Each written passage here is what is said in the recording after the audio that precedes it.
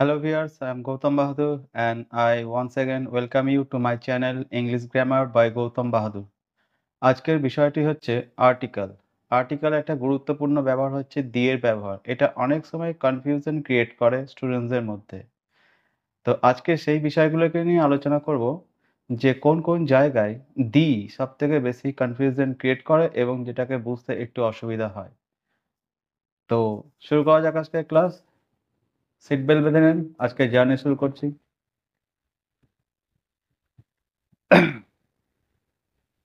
Article the. আর্টিকেলের যে ব্যবহারগুলো আছে কিছু বই থেকে আমরা পাই, যেমন হচ্ছে যেগুলো পৃথিবীতে বিশেষ করে একটি আছে তাদের আগে আর্টিকেল বটে, যেমন হচ্ছে কোনো বিল্ডিং এর নাম, দি তাজমহল, দি অজন্তা, দি ইলোরা, এগুলো তো আছে, এগুলো তো বইয়ে আমরা লিস্ট পেয়ে যাই। এগুলো নিয়ে সমস্যা হয় না, সমস্যা হয় হচ্ছে কিছু বিশেষ ক্ষেত্র আছে যেগুলো আমাদের যারা নতুন শিখছে বা যারা মোটামুটি শিখে গেছে তাদের ক্ষেত্রেও সমস্যা হয়। তো সেই বিষয়গুলোকে দেখছি। তো ৩টি হেডিং এ ভাগ করেছি এগুলিকে বোঝার জন্য। একটা হচ্ছে স্পেসিফিক আর জেনারেল ইউজ। ২ নম্বর হচ্ছে আফটার ইন্ট্রোডাকশন। আর ৩ নম্বর হচ্ছে আন্ডারস্টুড। প্রথমে বলতে হয় স্পেসিফিক আর জেনারেল। আর্টিকেল ব্যবহারই করা হয় হচ্ছে দি এর ব্যবহারই হচ্ছে ডিফিনাইট আর্টিকেল, অর্থাৎ নির্দিষ্ট করতে। তাহলে এখানে দি বলতে একটা স্পেসিফিক সেন্স বোঝানোই হচ্ছে। তাহলে জেনারেলটা কি? এখানে কয়েকটি উদাহরণের মাধ্যমে আমি ব্যাখ্যা করছি। যেমন এ ডগ। এ ডগ বলতে বোঝাচ্ছে কি? একটি কুকুর। এখানে এ একটা আর্টিকেল। এ আর্টিকেল, এ মানে হচ্ছে একটি, মানে সিঙ্গুলার, এবং এটা কমন নাউনের ক্ষেত্রেও বোঝানো হয় এবং এটা কাউন্টেবল।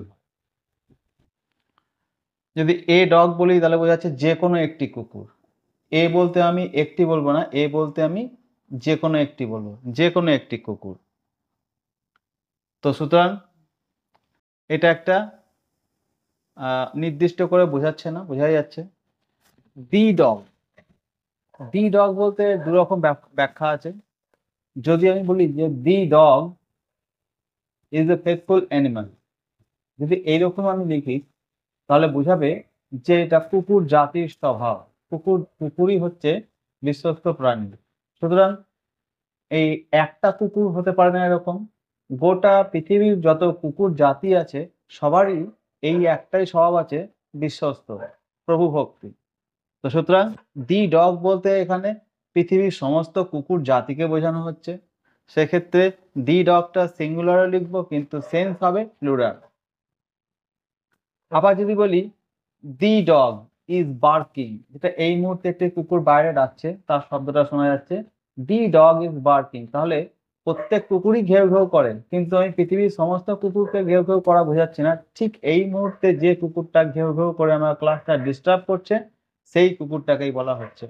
তো সুতরাং দি ডগ বলতে এখানে সিঙ্গুলার কুকুরকেও বোঝানো হচ্ছে, কিন্তু শুধুমাত্র একটা নির্দিষ্ট পার্টিকুলার যে কুকুরটার কথা আমি বলছি এবং তোমরা যে কুকুরটার ঘেউ ঘেউ করা শব্দ এই ভিডিওতে শুনতে পাচ্ছ। ডগস। ডগস কথার অর্থ হলো, এটি প্লুরাল ফর্ম, এর অর্থ হচ্ছে সমগ্র কুকুর জাতি। ডগ সেম বোঝায় কখন? জাতি ক্ষেত্রে। আমি যদি বলি দি dog is a faithful animal, এটা বললেও পৃথিবীর সমস্ত কুকুরের কে বোঝানো হচ্ছে। আবার যদি বলি ডগস আর ফেথফুল অ্যানিমাল, এটা বললেও কুকুররা হয় বিশ্বস্ত প্রাণী, অর্থাৎ পৃথিবীর সমস্ত কুকুরকেই বোঝানো হচ্ছে। তাহলে হয় দি ডগ বলবো অথবা ডগস বলবো, দুটোই একই অর্থে। দি ডগস। দি ডগস বলতে কি বোঝানো হয় না, এই যে আমার বাইরে যে কুকুরগুলো করছে এখানে যদি একের বেশি কুকুরগুলো হয় এবং সেই কুকুরগুলোকেই বলছি যে কুকুরগুলো সংখ্যায় একাধিক আছে, তাদেরকে বলবো the dogs are barking. The dogs are barking মানে হচ্ছে এই মুহূর্তে আমার সামনে কিছু কুকুর ঘেউ ঘেউ করছে, আমি গোটা পৃথিবীর কুকুর জাতিকে বললাম না। তাহলে এই ছিল হচ্ছে স্পেসিফিক এবং জেনারেল ব্যবহার কমন নাউনের। এবার দেখবো হচ্ছে মেটেরিয়াল নাউনে কিভাবে ব্যবহার করা হয়। A gold. গোল্ড, এটা একটা মেটেরিয়াল নাউন। গোল্ড মাটির নিচে পাওয়া যায়, সেখানে কিন্তু কোনো প্রোডাক্ট গোল্ড পাওয়া যায় না। প্রোডাক্ট কিন্তু কোনো ফ্যাক্টরিতে প্রসেস করে তৈরি হয়। আমি মাটির নিচ থেকে গোল্ড মিনারেলস হিসেবে পাবো। কিন্তু আমি যদি বলি যে একটা গোল্ড স্পুন চাই, তাহলে মাটির নিচে আমি হাত ঢুকিয়ে একটা গোল্ড স্পুন ব্যবহার করতে পারবো না, বের করতে পারবো না। কারণ ওটা একটা প্রোডাক্ট। আর ওই প্রোডাক্টটা কোনো ফ্যাক্টরিতে, কোনো ছাঁচে, কোনো মল্ড করে তৈরি করা হয়। সেটাকে গোনা যায়, কিন্তু আমি মিনারেলস গোল্ডকে আমি গুনতে পারবো না। তাই যেগুলোকে গুনতে পারবো না, যার নির্দিষ্ট আকার আয়তন হয় না, সেগুলোকে বলা হয় মেটেরিয়াল নাউন। যেমন ওয়াটার, গোল্ড, উড, স্টোন প্রভৃতি। তো এ গোল্ড বোঝায়, তাহলে এখানে এ বলতে কাউন্টেবল নাউনের ক্ষেত্রে বোঝানো হয়। তাহলে একটি গোল্ড আমি কি করে গুনতে পারি? এটা তাহলে ভুল হওয়া দরকার, কিন্তু এটা ভুল নয়। এটার সেন্স ওরকম হচ্ছে এ গোল্ড। আমরা প্রায় সময় থাকি যখন কোনো স্পোর্ট ইভেন্ট হয়, তখন বলা হয় ইন্ডিয়া ওন এ গোল্ড। এর মানে কি বোঝাচ্ছে? A gold medal. তো সেক্ষেত্রে এ গোল্ড বলতে এ গোল্ড মেডেল হতে পারে, এ গোল্ড বিস্কিট হতে পারে, অর্থাৎ গোল্ডের কোনো একটা প্রোডাক্ট, সেরকম সেন্সকে বোঝানোর জন্য এ গোল্ড বলা যেতে পারে। তো সেক্ষেত্রে এ গোল্ড বলতে এ গোল্ড মেডেল বা এ গোল্ড বিস্কিট হতে পারে। তো সেক্ষেত্রে একটা গোল্ড আর গোল্ড মেডেলের তফাৎ কি না, গোল্ড মেডেল যখন বলবো তখন মেডেল অনেকগুলো তৈরি করা হয়। ফ্যাক্টরির প্রোডাক্ট সবসময় গোনা যায়, কিন্তু মিনারেল গোনা যায় না। তাই মেটেরিয়াল নাউন সবসময় আনকাউন্টেবল হয়। কিন্তু এই মেটেরিয়াল নাউন, অর্থাৎ এই গোল্ডকে যখন প্রসেস করে ফ্যাক্টরিতে মোল্ডিং করে কোনো বস্তু তৈরি করা হয়, যেমন মেডেল তৈরি করা হয়, মেডেলকে গুনতে পারি, তখন এ গোল্ড মানে হচ্ছে একটি সোনার মেডেল। গোল্ড, এই গোল্ডের আগে কোনো রকম আর্টিকেল বসানো হয়নি। এখানে বোঝাই যাচ্ছে যে গোল্ড এখানে একটা মেটেরিয়াল নাউন, তাই এখানে আনকাউন্টেবল, তাই এখানে কোনো রকম আর্টিকেল বসেনি।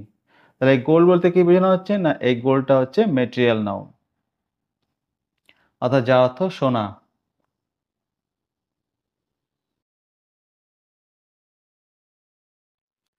দি গোল্ড, সোনা পৃথিবীতে বিভিন্ন কোয়ালিটির হয় এবং বিভিন্ন জায়গায় সোনা উৎপাদন হয়। সুতরাং সেক্ষেত্রে যদি আমি সোনার যদি কোনো বিশেষ পরিচিতি দিয়ে দিই, অর্থাৎ স্পেসিফিক সেন্সে দিয়ে দিই, এগুলো জেনারেল সেন্সে হলো। এই গোল্ড বলতে হচ্ছে পৃথিবীর যে কোনো জায়গাকার গোল্ড। পৃথিবীতে অনেক সোনার খনি আছে। আমাদের কর্ণাটক রাজ্য একটা ছিল, ঝাড়খণ্ডেও আছে। তো কর্ণাটক রাজ্যের যে গোল্ড ছিল, তার উপর বিভিন্ন বিখ্যাত বিখ্যাত সিনেমা তৈরি করা হয়েছে, কেজিএফ। তো সেখানেও দেখানো হয়েছে দ্য গোল্ড। তো দ্য গোল্ড বলতে হচ্ছে দ্য গোল্ড অফ কোলার, অর্থাৎ কোলার ফিল্ডের সোনা, KGF, Kolar field, Kolar gold field. তো KGF এর সেন্সে বলা আছে the gold of Kolar, the gold of Africa, the gold of America. তো সুতরাং এই গোল্ডটা জেনারেল গোল্ড হলো না, এই গোল্ডটা স্পেসিফিক হয়ে গেল। কোন জায়গাকার সোনা? কোলার খনির সোনা। কোন জায়গাকার সোনা? আফ্রিকার খনির সোনা। তো এইভাবে আমি যখন গোল্ডকে স্পেসিফিক করে দিচ্ছি, স্পেসিফিক সেন্সে, তখন মেটেরিয়াল নাউনের আগে দি এবং সেটা স্পেসিফিক বোঝানোর জন্য দি বসছে, এখানে কিন্তু এ বসছে না। আরেকটা কি? Abstract noun. অ্যাবস্ট্রাক্ট নাউন আমাদের পাঁচখানা ইন্দ্রিয়ে ধরা পড়ে না। যেগুলো ধরা পড়ে না, যেগুলো দেখতেও পারি না, স্পর্শ করে বুঝতে পারি না, শুনতেও পারি না, স্বাদও নিতে পারি না, তো সেগুলোকে আমরা গুনতেও পারি না। আর যেগুলো গুনতে পারবো না, সেগুলো সবসময় আনকাউন্টেবল নাউন হয়। যেমন বিউটি। বিউটি, বিউটিকে আমরা গুনতে পারি না। সৌন্দর্য এটা অনুভবের বিষয়, এটি একটি ধারণা, কনসেপ্ট। তো সুতরাং বিউটি, বিউটি বলতে হচ্ছে পৃথিবীর ক্ষুদ্রতম বস্তু থেকে বৃহত্তম বস্তু যে কোনো কিছুরই সৌন্দর্য হতে পারে। তো সেইটাকে বলা হচ্ছে বিউটি। যেমন বিউটি অফ নেচার, প্রকৃতির সৌন্দর্য। তা প্রকৃতি সব জায়গাতেই বিদ্যমান, আর এই তার সৌন্দর্য সব জায়গাতেই বিদ্যমান। সুতরাং এটা একটা জেনারেল সেন্সে বোঝানো হচ্ছে, যে কোনো জায়গাকার, পৃথিবীর সমস্ত জায়গাকার বোঝানো হচ্ছে। কিন্তু যদি বলি দ্য বিউটি অফ দার্জিলিং, তাহলে এখানে দার্জিলিং পৃথিবীতে একটাই আছে, এবং আমি সেই স্থানের সৌন্দর্যকে বোঝাচ্ছি। তাই দ্য বিউটি অফ দার্জিলিং বলতে শুধুমাত্র দার্জিলিং এর সৌন্দর্যকেই বোঝানো হবে, পৃথিবীর বাকি সৌন্দর্য এখানে বোঝাচ্ছে না। তো সুতরাং যখন আমি স্পেসিফিক করে দিচ্ছি, দার্জিলিং এর বিউটিকেই স্পেসিফিক করছি, সেই কারণে দি বোঝানো হচ্ছে।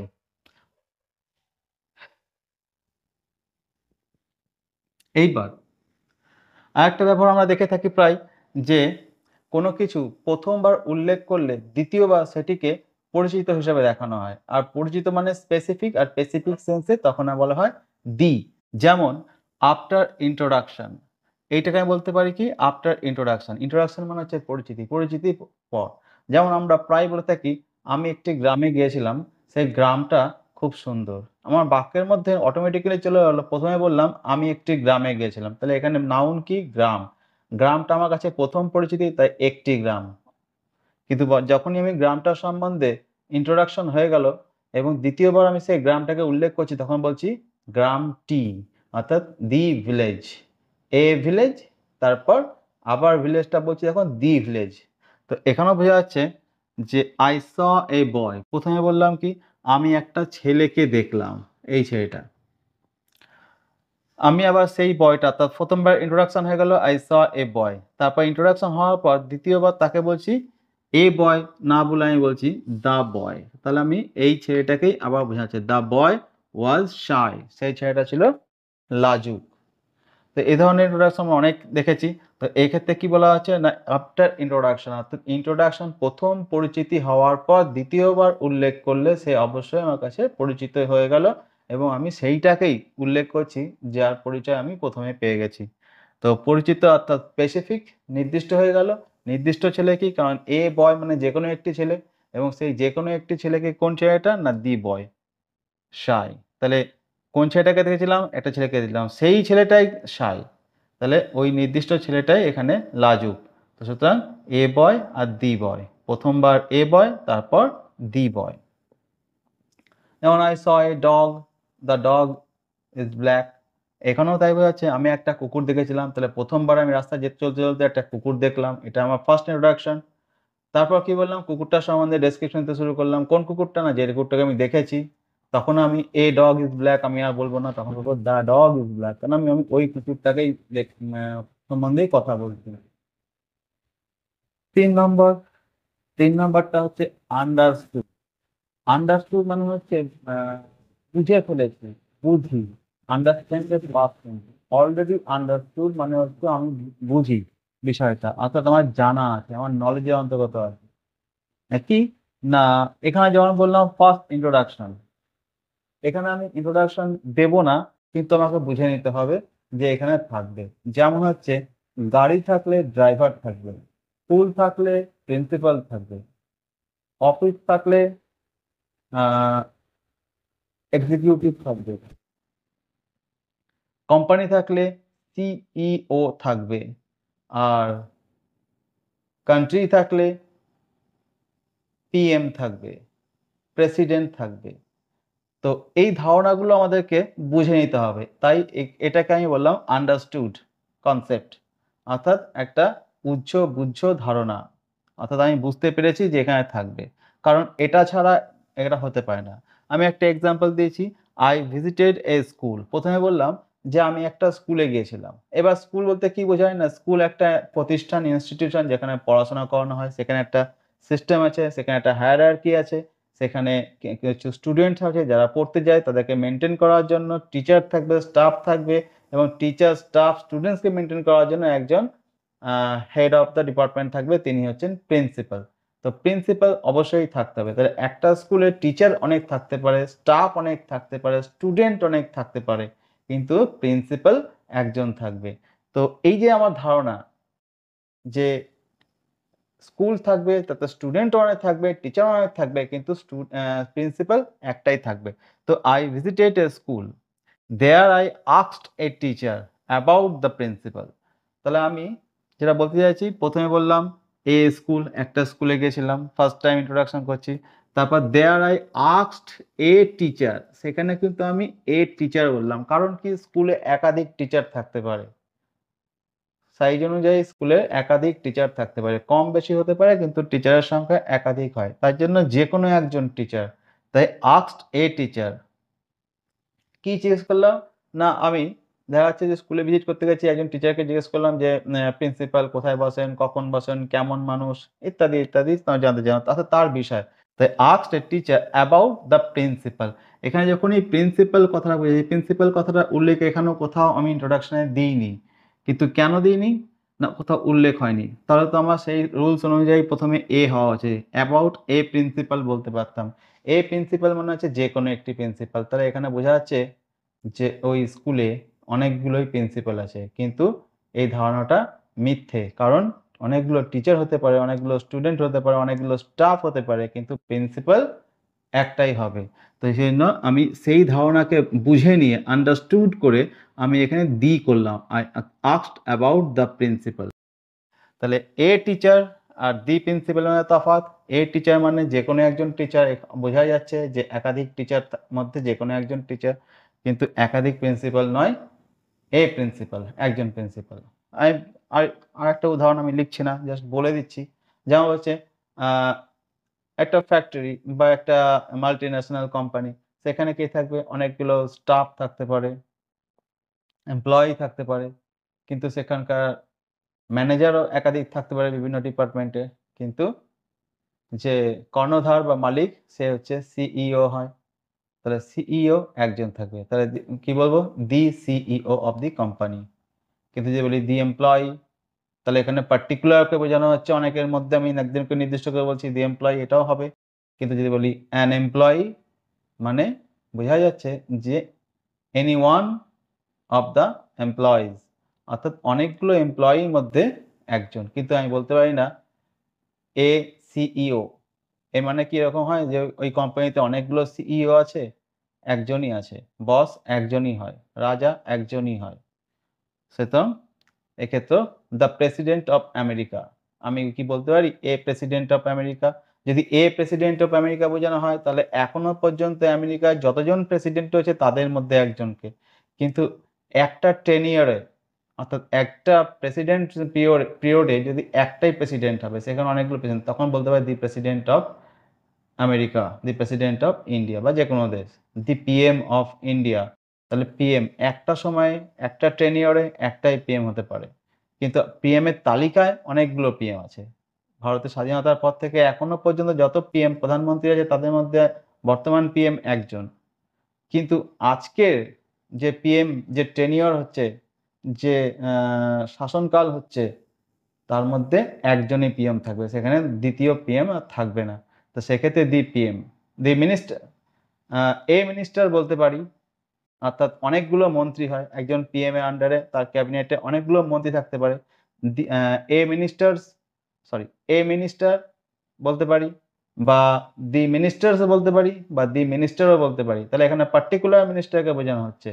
কিন্তু এ পিএম বলতে পারবো না, বলতে হবে দি পিএম।